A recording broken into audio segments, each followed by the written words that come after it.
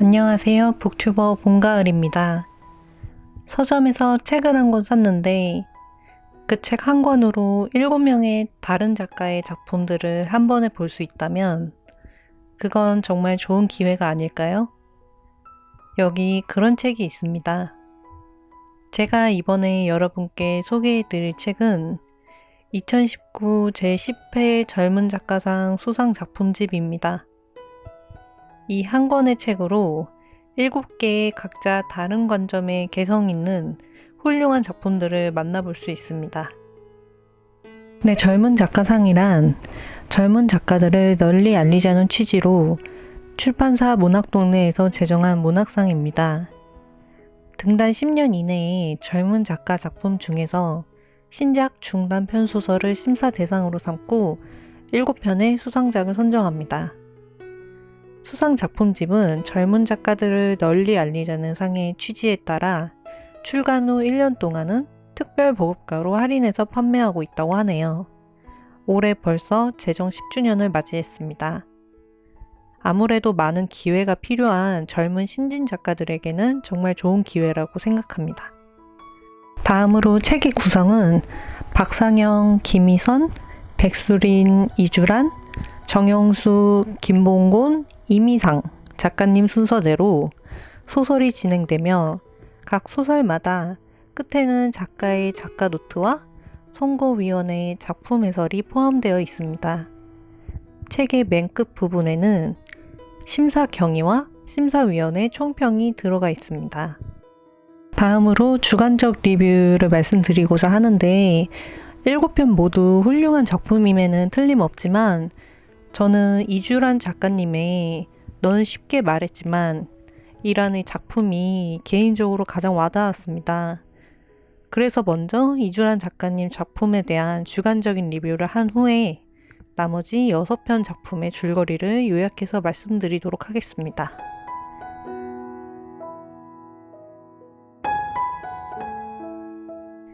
이주란 작가님의 넌 쉽게 말했지만 이라는 작품은 지금의 제 상황과 많이 겹쳐서 그런지 공감되는 부분이 유달리 많았습니다.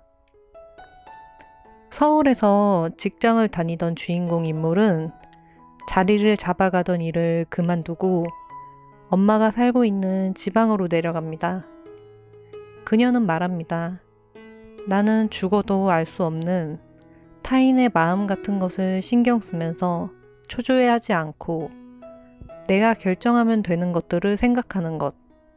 그것이 죽느냐 사느냐는 아니고 붕어빵이냐 옥수수냐 하는 것이지만 그녀는 무더운 여름날 아파트 3단지 버스 정류장 앞에서 붕어빵과 옥수수를 파는 아주머니를 걱정합니다. 또 자기 아파트 1층 입구에서 노는 초등학생들 이야기를 경청하다가 초능력자가 꿈이라는 아이를 부러워합니다. 낙서 같은 그림도 그리고 맞은편 아파트들이 불을 켜고 끄는 모습들도 바라보고 이어폰을 끼고 자연의 소리가 나오는 다큐멘터리도 찾아봅니다. 너무 쉬운 일들이라고 생각해 왔지만 나는 이제 그런 일들을 가장 우선으로 여기고 싶다. 나는 이제 그렇게 살고 싶다. 세상에 치이고 사람들에게 치이며 여유 없는 자신한테 치이는 삶으로부터 그녀는 이제 벗어나려고 합니다. 아무 생각 없이 다큐멘터리를 보고 매일 산책하는 그 길을 그 다음 날도 또 그 다음 날도 똑같이 산책하며 옥수수와 붕어빵을 생각하는 것. 그것은 너무 쉬워서 안 하는 것일까요? 아니면 너무 어려워서 우리는 못하고 있는 것일까요? 내일을 걱정하지 않아도 된다는 것이 낯설었고 그 낯선 기분이 좋았다. 요즘에 나는 다른 걱정은 종종 해도 전에 늘 하던 걱정은 안 한다.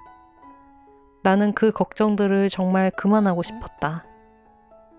일을 하지 않는 그녀는 무책임한 걸지도 모릅니다.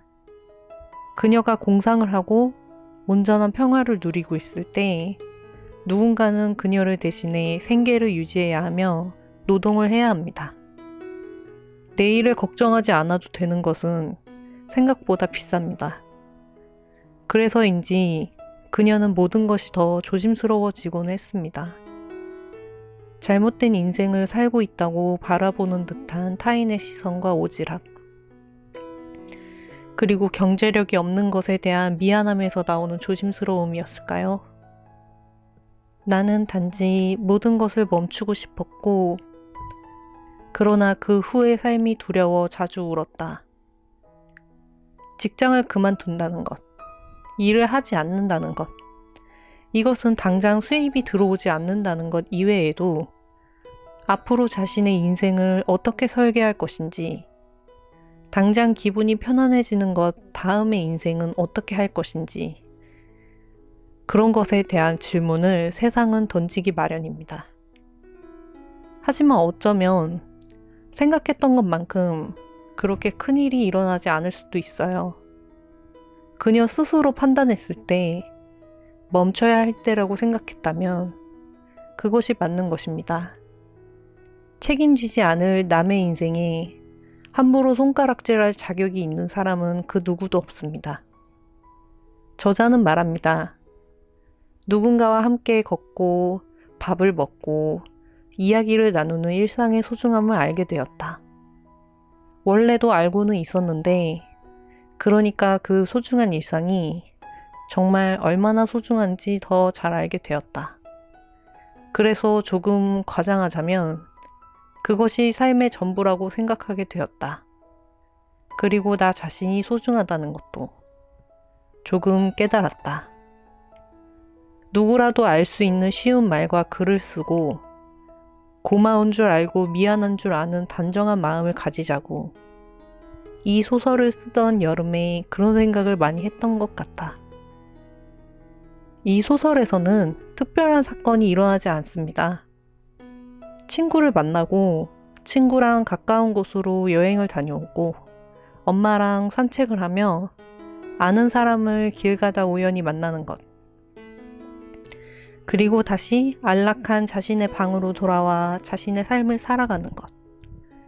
그저 모든 것이 너무나 평범한 일상일 뿐입니다. 너무 담백한데 담백한 것에 비해 너무 큰 울림이 있어 당황스러운 소설이었습니다. 요 근래에 읽었던 모든 책들 중 가장 마음을 편안하게 해준 소설이었습니다. 괜찮다고 말해주는 것 같았습니다. 남들보다 조금 뒤처져도 나 자신에 대해서 생각보다 더 오래 생각하면서 쉬어도 눈을 뜨고 나서 하는 모든 행동이 생산적이지 않더라도 내 인생이 괜찮다고 생각하는 것이 나 혼자일 뿐이더라도 괜찮다고 말해주는 것 같았습니다. 그 누구도 나의 인생을 대신 살아주지 않으며 평가할 자격이 없다고 말하는 듯 하였습니다. 비록 자신을 잘 알지 못하거나 알고 싶어 하지 않는 타인들에게서 그렇게 살지 말라는 비난의 말을 듣더라도 내 자신이 있어야 그러한 비난도 들을 수 있다고 소설은 말합니다. 넌 쉽게 말했지만 나에겐 하나도 쉽게 결정한 것이 없었다는 것을. 아무것도 안 하는 것처럼 보이는 일상을 얻기 위해 얼마나 많은 감정들을 소모했고 얼마나 많은 부분에 자신을 희생했으며 얼마나 많은 순간에 자신을 지웠어야 했는지. 그런 생활에서 벗어나 사소하고 작은 일상들의 감사함을 느끼는 저자의 모습에 저의 일상을 돌아보는 계기가 돼서 저자의 감사한 태도를 옮겨받을 수 있었습니다. 일상의 감사함을 느끼고 감사함을 일상으로 만들고자 하는 삶의 태도를 보여준 소설, 넌 쉽게 말했지만이었습니다. 다음으로 나머지 6편의 소설의 줄거리들을 간략하게 말씀드리도록 하겠습니다. 먼저 첫 번째 소설 박상영 작가님의 우럭한 점 우주의 맛이라는 작품은 취업 준비를 하면서 엄마의 병수발을 들고 애인의 형이상학적 헛소리까지 듣는 주인공 인물이 나옵니다. 그는 잔인하리 마치 힘든 짐들을 떠미는 자신의 삶을 마치 타인의 것을 보듯 신랄한 유머로 표현합니다. 있는 그대로의 자신을 부정하는 엄마와 있는 그대로의 자신을 받아들이지 않는 애인에게 분노하기보다는 그저 우리는 모두 삶의 형태가 달랐을 뿐이라는 것을 스스로 깨닫게 되는 이야기라고 할 수 있습니다. 두 번째 소설은 김희선 작가님의 공의 기원입니다. 축구공 하나로 인천 제물포, 영국 런던에서 인도까지 종횡무진하는 이 소설의 모든 것은 우연으로 이루어져 있습니다. 무엇보다 이 모든 이야기가 진짜인지 가짜인지 저자도 모르겠다는 말투로 전개되는 이 소설은 중요한 것은 어떤 이야기가 진짜냐, 거짓이냐가 아니라 명분이라고 말합니다. 조작된 감동과 믿을 수 없는 진실로 점철되어 있는 소설, 공의 기원입니다. 세 번째 소설은 백수린 작가님의 시간의 궤적이라는 작품입니다. 30살의 나이에 직장을 그만두고 미술사를 공부하기 위해 프랑스로 온 그녀는 주재원으로 파견 나온 인물 언니와 만나게 되면서 벌어지는 일을 다룬 소설입니다. 한때 가까웠던 관계가 시간이 지남에 따라 변화해가는 모습을 담고자 한 것 같습니다.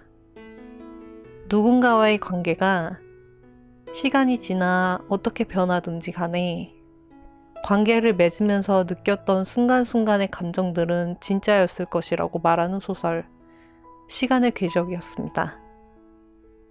네 번째 소설은 정영수 작가님의 우리들이라는 작품입니다. 서로 사랑하고 있는 연인을 사랑하게 된 한 남자의 이야기를 다루고 있습니다. 연인 사이인 두 남녀는 자신들의 이야기를 책으로 내는 데 있어 그에게 자문을 부탁하며 그들의 관계는 시작됩니다.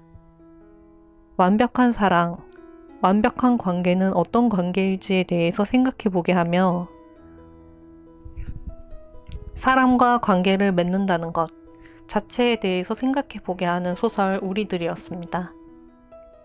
다섯 번째 소설은 김봉곤 작가님의 데이 포 나이트라는 작품입니다.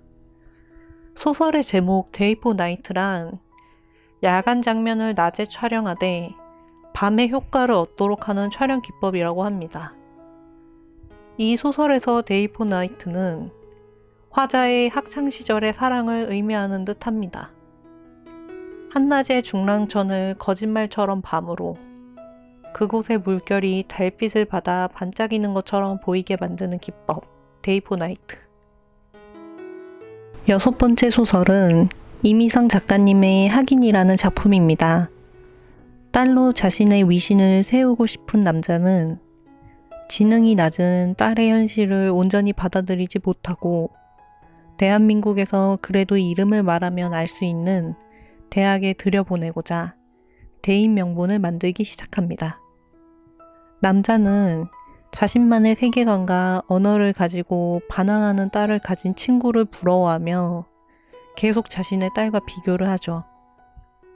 자신이 아닌 딸의 생각을 한 번이라도 들어보려고 한 적이 있었는지 묻고 싶은 소설 학인이었습니다. 줄거리에 대한 이야기를 끝으로 저는 오늘 이만 마치도록 하겠습니다. 정말 세상에는 글을 잘 쓰는 사람이 너무 많고 좋은 소설 또한 너무 많은 것 같습니다. 좋은 소설 7편을 한 권에서 만날 수 있는 2019 젊은 작가상 수상 작품집이었습니다. 그럼 저는 다음 영상에서 찾아뵙도록 하겠습니다. 감사합니다.